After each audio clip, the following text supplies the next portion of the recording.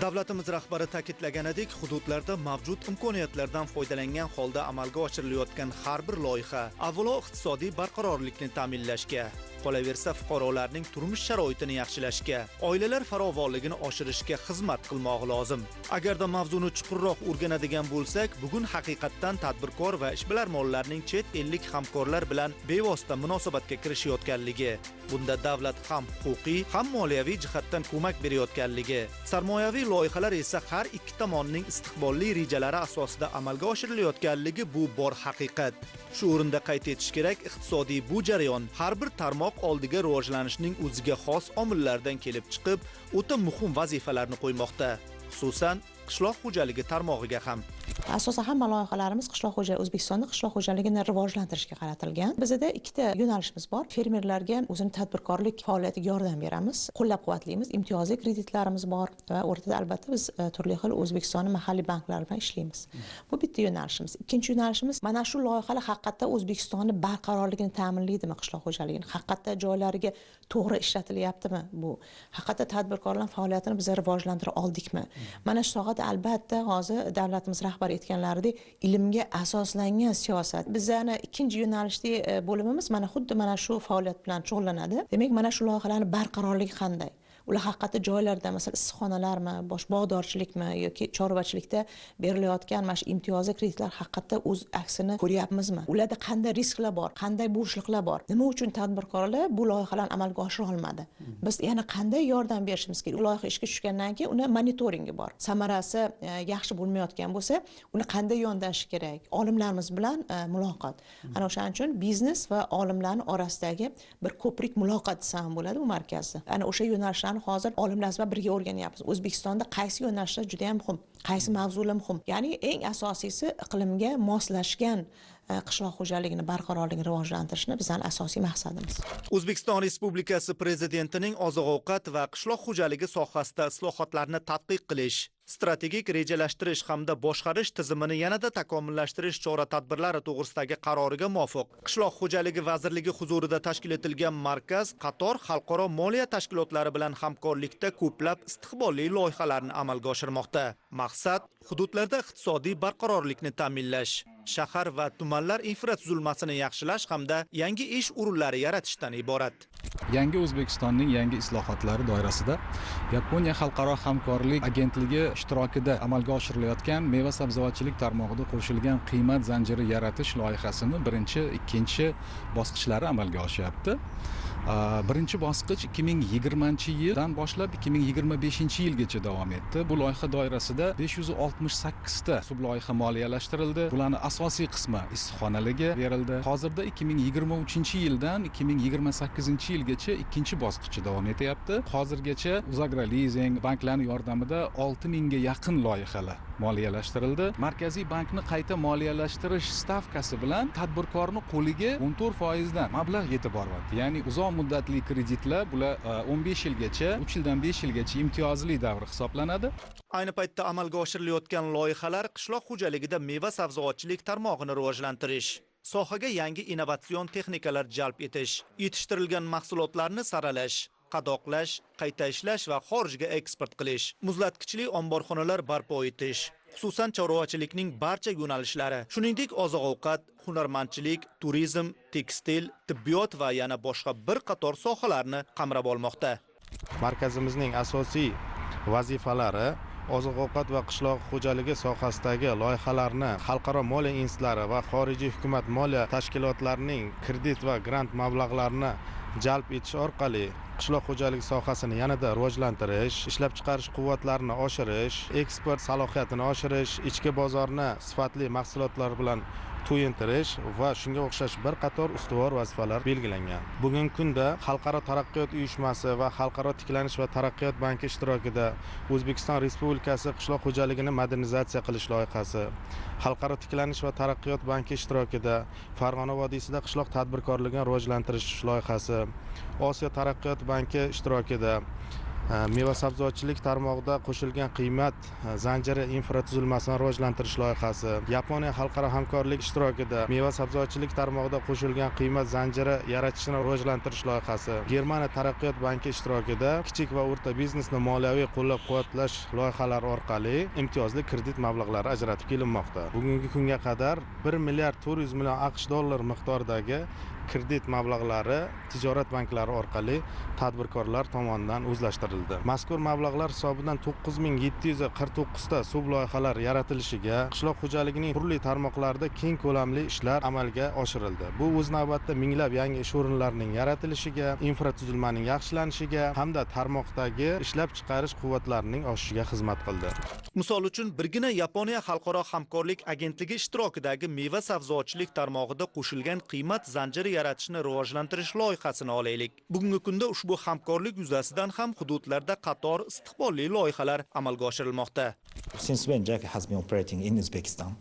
JICA has been active in Uzbekistan since 1993. JICA 1993-yil mutaxassislar va trening dasturlari orqali texnik hamkorlikni boshlaganimizdan beri O'zbekistonda faoliyat yuritib kelmoqda.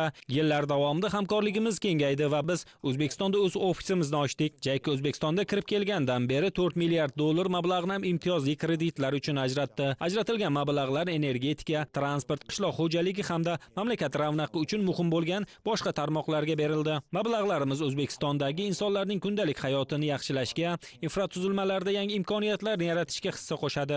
Kredit loyihalari ichida meva sabzavotchilik tarmog'ida qo'shilgan qiymat zanjiri yaratishni rivojlantirish loyihasi muhim o'rin tutadi.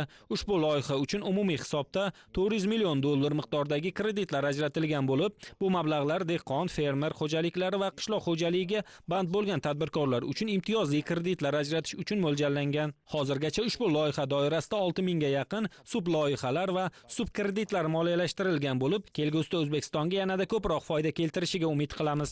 Hozirda aynan ushbu yo'nalish uchun ajratilayotgan mablag'lar Turon Bank aksiyadorlik tijorat bankining imtiyozli kredit liniyasi orqali tadbirkorlarga yetib boryapti va joylarda yangi imkoniyatlar uchun xizmat qilmoqda.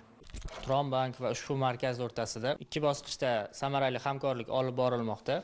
Jumladan, birinchi bosqichda 2020-yil 419 ta investitsion loyihalarni moliyalashtirish uchun 50 million AQSh dollar miqdorida mablag'lar jalb qilingan bo'lsa, ikkinchi bosqichda 57 million AQSh dollar miqdorida tuzilgan qarz bitimi doirasida shu kunga qadar 18 ta loyihalar uchun 18 million dollarlik mablag'lar yo'naltirildi. Ushbu mablag'lar hisobidan qishloq xo'jaligi sohasida eksportbop hamda raqobatdosh ichki va tashqi bozor uchun mahsulotlar yetishtirish rejalashtirilgan bo'lib, hududlarda aholi bandligini ta'minlash ko'zda tutilgan. Ikkinchi bosqichda tadbirkorga qulay shartlarda, ya'ni uzoq muddatli hamda past foizdan, ya'ni 14% stavkada kreditlar ajratib kelinmoqda. Turon Bank markaz bilan hamkorlikni kelgusida ham davom ettirib, meva sabzavotchilik sohasidagi tadbirkorlarni qo'llab-quvvatlashda davom etadi. Masalan, markazning Yaponiya xalqaro hamkorlik agentligi ishtirokidagi loyihasi doirasida Turon Bank tomonidan moliyalashtirilgan Biart Agro mas'uliyati cheklangan jamiyati korxonasi faoliyatini olaylik. Ayni paytda korxona ishlab chiqarish hajmini muntazam oshirib, mahsulotlar 100% Yevropa bozoriga eksport qilinyapti. Shu yillar davomida biz dunyo bozoriga qishloq xo'jalik mahsulotlarini qayta ishlab eksport qilamiz. AQSh mamlakati, Germaniya, Rossiya, Fransiya va boshqalar. Yiliga 2,5 million dollar eksport qilardik. Yaponiya xalqaro hamkorlik agentligi kredit liniyasi ikki bosqichdan iborat edi. Birinchi bosqichimiz 2021-yilda 336 ming dollarlik va 2025-yil 33,6 milliard so'm Turon Bank orqali olingan mablag' yordamida qo'shimcha quritish asbob uskunani olindi. Bu asbob uskunani sotganimiz natijasida eksportimiz 40% ga ko'paydi. Hozirgi kunda yanvar-oktyabr holatiga 2 million 780 ming dollarlik eksport qildi. Korxonamizda oldin bir 150 ta odam ishlardi. Hozir yana qo'shimcha 50 ta odam ish o'rni yaratildi. Amalga oshirilayotgan loyihalar qishloq xo'jaligi tarmog'ining barqaror rivojlanishiga, yangi ish o'rinlari yaratilishiga hamda zamonaviy issiqxona xo'jaliklarining kengaytirilishiga sezilarli hissa qo'shmoqda. Natijada ichki va tashqi bozorlarda raqobatbardosh, eksportbop mahsulotlar ishlab chiqarish yo'lga qo'yilib, tarmoqda iqtisodiy samaradorlik va innovatsion rivojlanish ko'rsatkichlari oshib boryapti.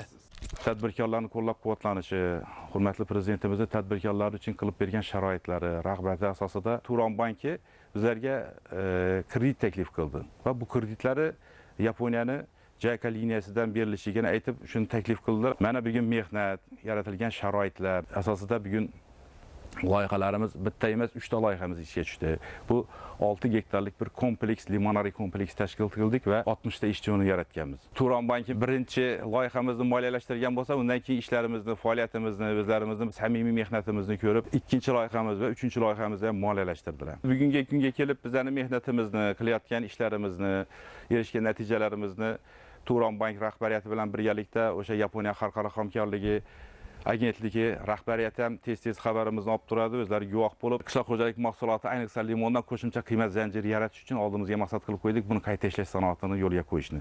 Bu yerda kamida bir 100 ta ishchi o'rni qilamiz, xudo xolasa. Buni saqlash omborxonalari qilinadi. Xalqaro moliya institutlari ishtirokidagi loyihalar doirasida Xalq banki tomonidan ham 2020-2025-yillarda hududlarning iqtisodiy barqarorligini mustahkamlash maqsadida jami 36,9 million dollarlik dastlabki 43 ta subloyihalar imtiyozli ravishda moliyalashtirilgan.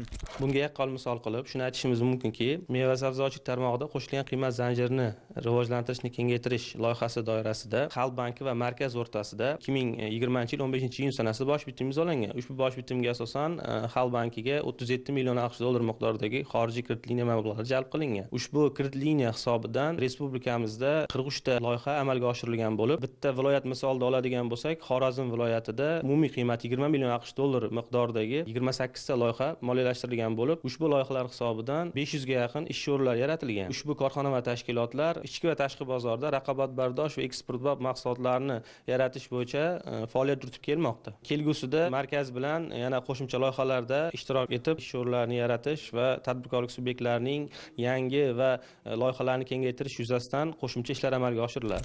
Mavzuni hududlar misolida davom ettiramiz. Misol uchun yana Xorazm viloyatini olaylik. Xalq banki tomonidan moliyalashtirilgan Bozor tomat pastasi mas'uliyati cheklangan jamiyati va Kamronbek Shohruh Trans mas'uliyati cheklangan jamiyatining zamonaviy issiqxona faoliyati samarali tashkil etilib, ishlab chiqarish hajmi muntazam oshirib borilmoqda. Yaponiya xalqaro hamkorlik agentligi tomonidan Xorazm viloyatida 28 ta loyiha 20,9 million AQSh dollari qiymatli kredit mablag'lari ajratilgan. Bugungi kunda asosan issiqxona xo'jaliklariga moliyalashtirilgan. Ulardan tashqari mahsulotlarni saqlash, qayta ishlash loyihalariga ham kredit mablag'lari ajratilgan. Raqobatbardosh va eksportbop mahsulotlar ishlab chiqarib, xalqimizga ichki bozor va tashqi bozorlarga yetkazib berilmoqda. Yaponiya xalqaro hamkorlik agentligi ishtirokidagi loyihalar doirasida Gullan tumanida tomat pastasi 227 ming AQSh dollari kredit mablag'lari ajratilgan bo'lib, ishlab chiqarish yo'lga qo'yilgan va eksportbop ichki bozorni mahsulotlar bilan to'ldirish bo'yicha mahsulotlar ishlab chiqarilmoqda, pomidor mahsulotlarini qayta ishlab. Undan tashqari Kamronbek Shohruh Trans mas'uliyati cheklangan jamiyatiga 918 ming AQSh dollari miqdorida kredit mablag'lari ajratilgan. Natijada issiqxona Janubiy Koreyadan keltirilib, uskunalar o'rnatilib, ishlari yo'lga qo'yilgan. Bugungi kunda pomidor mahsulotlari yetkazilmoqda. Loyihamizni 2020-yil boshlaganmiz. Xalq bank bilan hamkorlikda ishlab turibmiz. JK loyihasidan 227 ming dollar pul ajratilgan. Shu asosda keyin ishni boshlaganmiz. Xitoydan liniyani olib kelganmiz. Meva-sabzavotni qayta ishlash, pomidor mahsulotini qayta ishlashni boshladik. Bundan tashqari murabbo, chili, ketchup, 10 turda mahsulot ishlab chiqarib turibmiz hozircha. Kelajakda xudo xolasa boshqa loyihalarimiz bor, kengaytirish niyatimiz bor. Mavsumda 15 kishi ish bilan band bo'ladi. Mahsulotlarimiz hozircha ichki bozor eksport qilishni niyat qilib turibmiz. Rossiya, Ozarbayjon mamlakatlari bilan shartnomalar qilyapmiz hozir.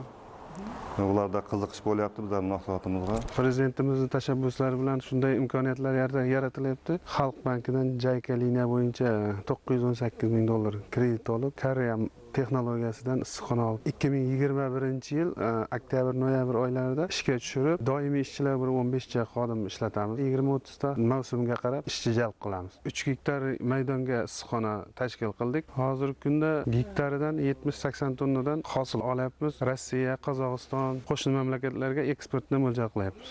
Umuman olganda, tadbirkorlik tizimi uchun yaratilayotgan imkoniyatlar mamlakatimizda kichik va o'rta biznes sohasini iqtisodiyot lokomotiviga aylantirdi. Shu bois mahalliy ishlab chiqarish ko'rsatkichlari yuqorilab, import o'rnini bosuvchi eksportbop mahsulotlar turi oshib bormoqda. Joriy etilayotgan barcha chora-tadbirlar esa avvalo tadbirkorlik va ishbilarmonlik muhitini qo'llab-quvvatlash, ularning erkin faoliyat yuritishlarini ta'minlash. Qolaversa, ichki bozorni raqobatbardosh mahsulotlar bilan to'ldirgan holda eksport hajmini keskin oshirishdan iborat. Biz bu mavzuga kelgusi sharhlarimizda yana batafsil to'xtalamiz.